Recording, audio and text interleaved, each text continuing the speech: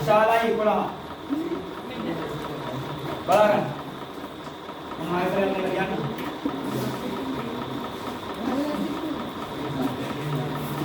ඊපස්සේ අය දැන් මේක ධන පහක් නේ. ධන පහ අයින් කරන්න දාන්න ඍණ පහක්. මේ ලකුණ අයිති කාටද? මෙන්න මේ දෙකයි x.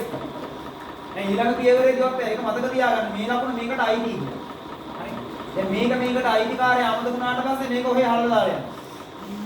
නේ? හරි. ධන පහ අයින් කරන්න ඍණ පහක් දැම්ම දෙපැත්තට. හරි. මෙයා මේකට අයිති ඈ. එහෙනම් ඍණ 2යි x. මෙතන 6යි. මෙතන ගුණ කිරීම අයින් කරන්න වෙන්නේ ඍණ 2ක්. බෙදන්න වෙන්නේ කාගෙන්ද දැන්? ඍණ 2කින් බෙදන්නේ. අන්න x ඉතුරුනා. ඍණ ගානකින් බෙදුවොත් ඊළඟ පියවරේදී අපි පැත්ත මාරු කරමු. ධන 6 වෙන දෙකෙන් තුනම